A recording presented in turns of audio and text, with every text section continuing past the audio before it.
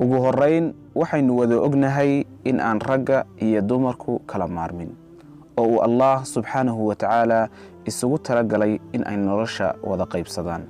haddaba farqi weyn ayaa u dhaxeeya ragga iyo dumarka marka la eegayo sida uu midba midka kale ula xidhiidho. ninka ragga ah waxa laga yaabaa haddii aanu gabadha jeclayn in uu si cad ugu sheego oo uu ku yiraahdo kuma jecli, balse gabadhu way ka duwan tahay midaas. waxa xaqiiqo ah in aan dumarku si cad ugu sheegin ninka aanay jeclayn, balse ay si sarbeeb ah ama dadban u dareensiiyaan in aanay jeclayn.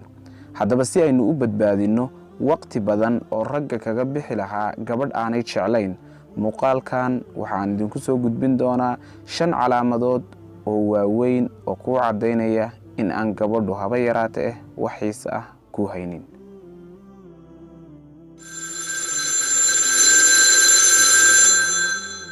madda koobaad, telefoonka oo aan laga qabanin.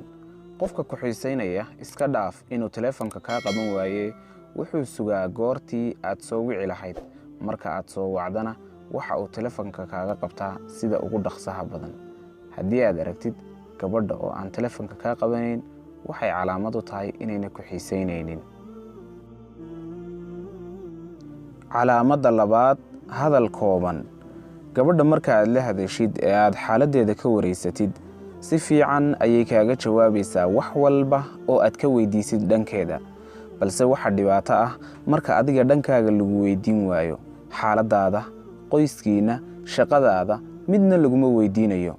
hadalka waa lagu soo koobayaa waayo ma rabto inay hadalka sii furfurto.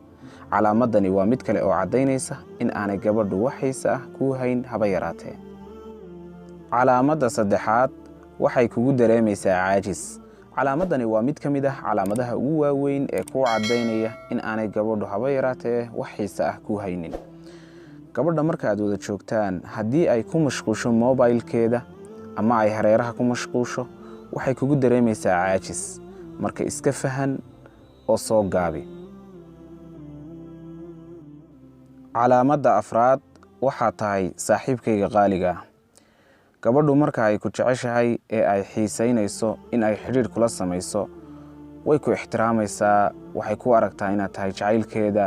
balse haddii ayna midaasi dhicin oo ay gabadhu ku tiraahdo waxaad tahay saaxiibkay, ogow kuma jecla kumana xiisanayso.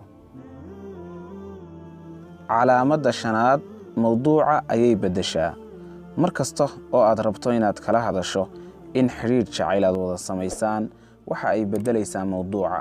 waxa ay ku tiraahdaa naga dhaaf mawduucaas, sheeko kale iyo qof kale ayay soo hadal qaadaa.